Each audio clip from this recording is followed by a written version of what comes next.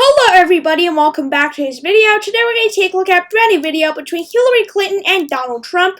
Hillary Clinton is speculating her 2024 election bid.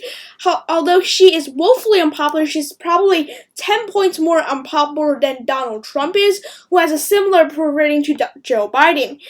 And honestly, she's not going to do very well. But if you want to look at the results, be sure to watch until the end of the video. First up, thank you all for 84 subscribers. I really appreciate it. And be sure to hit that subscribe button in that big red subscribe button, basically in the description down below. So again, I'm going to jump right into this video. So yes, now Hillary Clinton did not have a successful 2016 election. She lost a very winnable election, probably one of the most winnable elections for Democrats that a Democrat actually lost. And because she is a failed candidate, she's honestly not going to get a lot of those safe states that other Democrats tend to have. And I'm not really confident in giving her much safe states at all. I will only be giving the safe states she won last time round, which is honestly not a lot.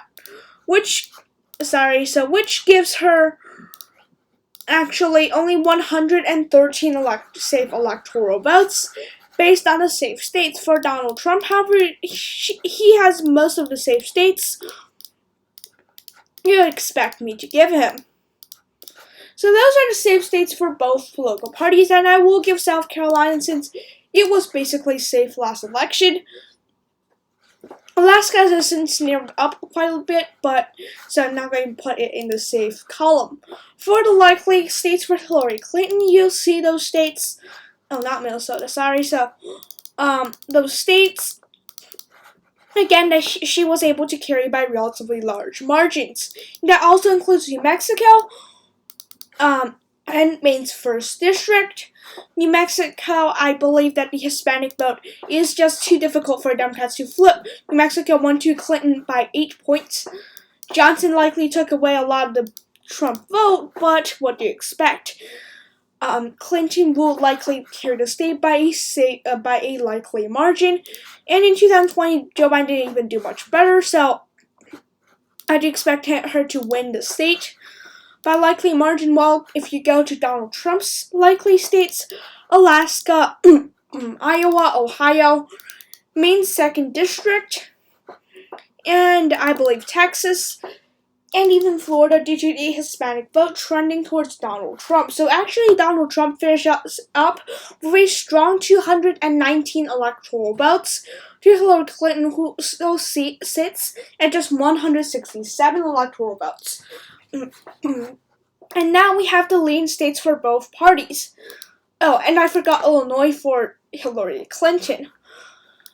For leading states for Hillary Clinton, there's going to be quite a few. Actually, not quite a few. Colorado, Virginia, Maine's at-large vote, and the state of Minnesota. Actually, I can put Minnesota in a toss-up column. So even with her leading states, she will not be able to catch up Donald Trump. Donald Trump, however, will have also quite a few leading states, including North Carolina, Georgia, Wisconsin, and Pennsylvania. I believe Donald Trump would be able to carry all of those states by lean margins, in my opinion. And I also forgot the state of Arizona. So that's quite a few states. And why is it? Well, Hillary Clinton is just not very popular. She lost all 4 of those states in 2016. Wisconsin, Pennsylvania, Georgia, North Carolina, and Arizona. The final 3 states she lost by all over 3 percentage points. So it's not very surprising that I'm giving them leads towards the Republicans. All 3 of those states arguably have trended left, and it's true. Maybe not for North Carolina, but Georgia and Arizona has since trended blue and flipped in 2020. But I do not expect that shift to hold, and therefore I will give I give my confidence that Joe Biden win in those two states are not flukes, but I believe Donald Trump will be able to flip those states back against Hillary Clinton. Well, for the state of North Carolina, Biden still lost the state by more than 1 percentage point, so that's definitely why I'm giving North Carolina a lean towards Donald Trump. For states of Wisconsin and Pennsylvania, those two states are trending right. And that's the problem for the Republicans because despite the national average being being like, what percent?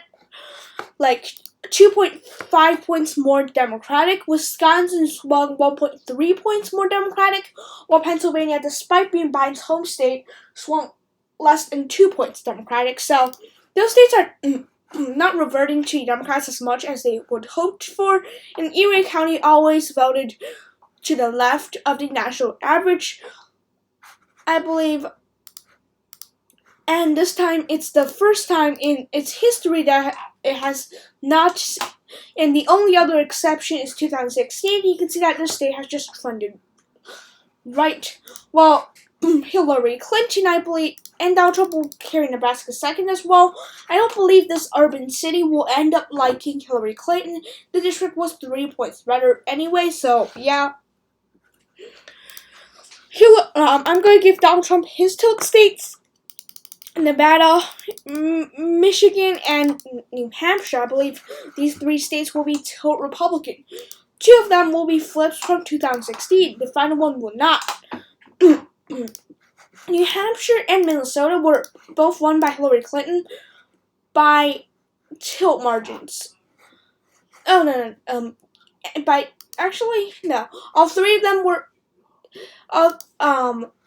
So New Hampshire and Nevada were flips from 2016 from the Hillary Clinton column. Both of them were won by extremely narrow margins. New Hampshire by just 0.4% and the state of Nevada by just about 2 percentage points.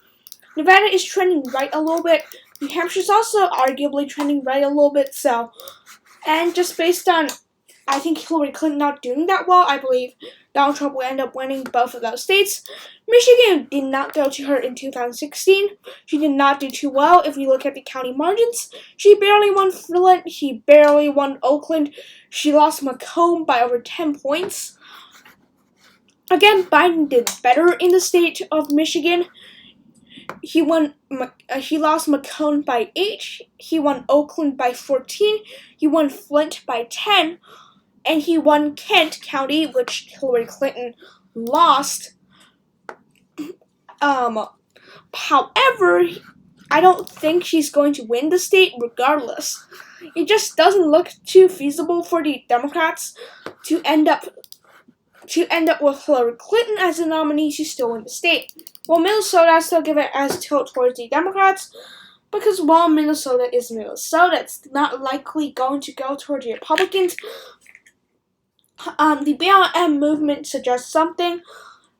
The Derek Chauvin trial, whether you liked it or not, also just suggests something, and that is Donald Trump. The Democrats have full control of Minnesota at this point. Minneapolis, one of the largest, a very large city, a county that had 700,000 votes in 2020, and the neighboring Ramsey County having about the same amount of having about an additional 300,000. That's over 1 million votes, and the state only had 3 million votes. These 2 counties are 70% Democratic, if not more. And if we look at Dakota and Washington County, both of them, those counties added together is about 55% towards the Democrats. That's basically adding those 2 counties together with those 2 original counties, then that's half of the state's population. And the rural counties are not as red as Republicans would have liked them to. The rural counties in other states, for example, neighboring North Dakota, neighboring South Dakota, both of those states, the rural areas are about 75% Republican. In the state of Minnesota is only about 65% Republican. So in the end, we would consider everything Donald Trump and the Republicans just have a much harder time winning Minnesota than Wisconsin, Michigan, or Pennsylvania. Anyways, thanks for watching today's video. Be sure to like, subscribe, and comment down which states do you think I called right, which states do you think I called wrong. Thanks for watching. Have a nice day. Bye.